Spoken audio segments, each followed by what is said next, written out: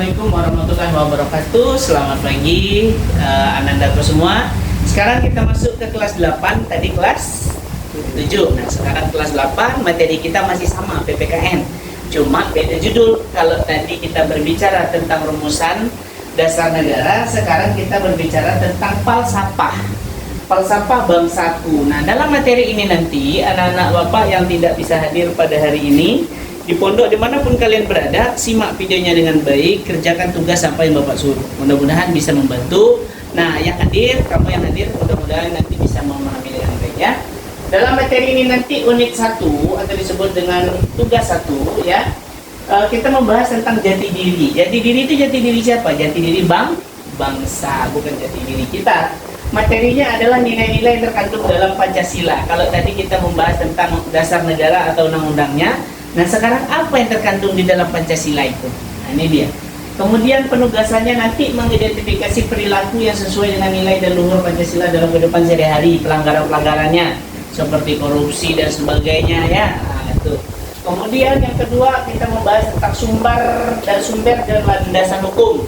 Ya. Materinya nanti ada Pancasila sebagai dasar negara ya. Penugasannya membuat ringkasan materi tentang kedudukan, fungsi, arti penting Pancasila. Apa pentingnya Pancasila untuk negara kita. Kemudian yang terakhir nanti ada keselarasan, yaitu membahas tentang Pancasila sebagai pandangan hidup bangsa Indonesia. Jadi Pancasila itu adalah sebagai pandangan pedoman untuk hidup bangsa Indonesia ini, agar rakyatnya tidak berbuat semena-mena. Jadi diikat dengan Pancasila, diatur oleh undang-undang, betul kan? Nah ya. Penugasannya menyusun menyajikan laporan hasil telaah tentang pentingnya Pancasila sebagai pandangan hidup. Oke, lanjut. Tujuan, ini tujuannya. Kita tak usah bahas yang tujuan, kita langsung masuk ke judul. Nah, ini jati diri. Yang unit 1 kita membahas tentang jati diri bangsa. Oke. Tempe makanan khas Indonesia. Apakah ini dikatakan jati diri? Jati diri karena ini adalah identitas ciri khas daripada bangsa Indonesia yang terkenal dengan tempe. Yang kedua ini warungnya. Nah ini bule. Indonesia bule cinta tempe. Nah berarti siapapun mereka yang namanya tempe ini kalau di Indonesia nomor 1, memang komoditi nomor 1. Siapa yang tidak kenal dengan tempe? Nah semua orang berbicara dengan tempe, sate, rendang, gado-gado, warisan budaya seperti batik dan keris, sama-sama tali pendek. Nah ini adalah merupakan ciri khas atau jati diri bangsa. Itu baik itu agama, kemudian kebiasaan, ya kan, budaya masing-masing daerah. Nah itu disebut dengan jati diri, warisan budaya atau identitas jati diri bangsa. Ini gambar wayang, ini keris, ini gambar batik. Ini adalah merupakan suatu warisan yang dikenal dengan jati diri bangsa. Jadi jati diri bangsa itu adalah sesuatu yang cepat dipahami oleh orang luar dan itu menjadi jati diri bangsa, ya kan? Orang mengenalnya Indonesia itu apa? Tempe. Padang itu apa? Rendang. Melayu itu apa? Asam pedas. Betul kan? Nah, itu jati diri masing-masing daerah. Ini jati diri bangsa. Pancasila sebagai suatu kesatuan yang bermulat utuh. Sila pertama, ketuhanan Yang Maha Esa meliputi menjiwai sila kedua, 3, dan 4. Sila kedua juga saling ada hubungan, 4, 5, dan sebagainya. Nilai yang luhur terkandung dalam Pancasila. 1. Ketuhanan Yang Maha Esa. Nah, berbicara tentang ketuhanan berarti ada tentang religius. Apa itu religius? Religius itu adalah tentang agama. Nah, ini dia. Ini gambar di depan. Coba kamu lihat yang mana masjid. Nih. Nah, ya, ini masjid, ini gereja, ini kelenteng, ini vihara, ini kelenteng, ini vihara. Berarti lengkap ya. Nah ini merupakan simbol dari ini agama Buddha ya. Jadi simbol daripada masing-masing agama yang ada di Indonesia ya. Kemudian Bung Karno berkata dalam satu pidatonya, beliau menyatakan bukan saja bangsa Indonesia bertuhan, tetapi masing-masing orang Indonesia hendaknya bertuhan Tuhannya sendiri. Artinya Soekarno menyatakan bahwasanya Indonesia itu berbeda ragam suku, ras, dan agama, jadi sesuai dengan keyakinan agama masing-masing ya. Kemudian Bung Hatta juga dikenal dengan pola hidupnya yang sederhana dan memiliki prinsip bahwa takwa harus memancar dalam tindakan. Karena itulah beliau tidak pernah menjadi beliau menjadi wakil presiden ya. Kemudian sebenarnya tersebut tidak perlu dipertanggungjawabkan secara administratif. Meskipun begitu, Bung Hatta bukan masalah pertanggungjawaban kepada dunia, melainkan pertanggungjawaban kepada Tuhan. Jadi kita tidak perlu mempertanggungjawabkan kepada dunia. Yang penting itu adalah sujud kiblat ibadah kita tanpa Tuhan seperti apa, ya kan? Nah, kemudian ini tim SAR sedang mencari ini kira-kira ini ngapain? Ini adalah memperjuangkan hak asasi manusia, mencari orang yang sisa dalam reruntuh Tuhan. Nah, ini Wak Munir mengatakan dikenal sebagai pejuang HAM.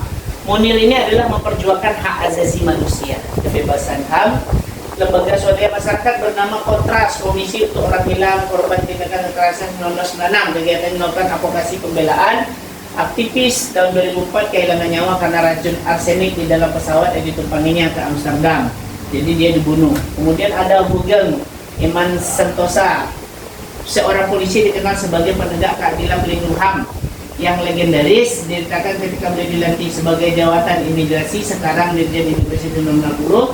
Sebelum dilantik, beliau meminta untuk menutup toko bunganya. Alasannya nanti semua orang berurusan dengan imigrasi memesan bunga di toko ibu, ini tidak adil, kan gitu. Ya, ini gambar persatuan dan kesatuan bangsa. Jadi dimanapun kita berada, agama apapun yang kita peluk, ya kan, tradisi apapun yang kita lakukan, tetap Bhinneka Tunggal Ika. Walaupun berbeda-beda, tetap satu juga, yaitu merah putih. Ya, nilai-nilai yang terkandung dalam silanya Bhinneka Tunggal Ika, ya kan. Kemudian nilai-nilai yang terkandung dan dipimpin oleh hikmat kebijaksanaan. Nah, ini juga. Ini merupakan pemikir berdaulat negara yang kuat. Nah, ini kalau yang dikandung dalam kerakyatan yang dipimpin oleh hikmat kebijaksanaan dalam peraturan perwakilan ini sila keempat. Nah, ini kalau keadilan kerakyatan itu ya berarti menyatukan rakyat. Nilainya perwakilan rakyat, jadi apapun itu masalahnya, kita wajib masalah itu dimusyawarahkan atau disebut dengan mufakat, berkelompok. Jangan ngambil keputusan satu atau dua orang. Jadi menjadikan semua asumsi dari masyarakat itu nanti dibulatkan menjadi satu, ya. Nah, ini juga ada nilai terkandung dalam sila kelima, ya kan? Sila kelima itu apa? Ada bunga dan kapas. Tengok. Ya. Nih, bagaimana berkata jati diri bangsa, yaitu dengan cara tidak memperdulikan barang-barang impor dari luar, tapi lebih mengutamakan barang-barang Indonesia atau produk Indonesia. Di era global, pada dasarnya nilainya adalah asing masuk, bahasa Indonesia dapat tidak dibendung. Di antaranya individual, kemudian belakang dengan nilai-nilai, ya. Nah, ini jati diri bangsanya. Jati diri bangsa Indonesia dipertahankan bagaimana di dalam sampai kehilangan jati diri kepribadian.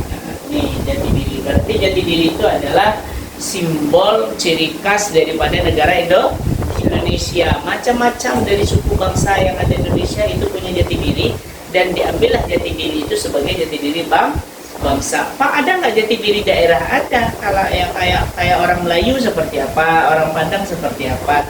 Kalau Melayu jati diri ciri khasnya adalah LAM, Lembaga Adat Melayu. Habis itu ada disebut dengan makam Raja Ali Haji.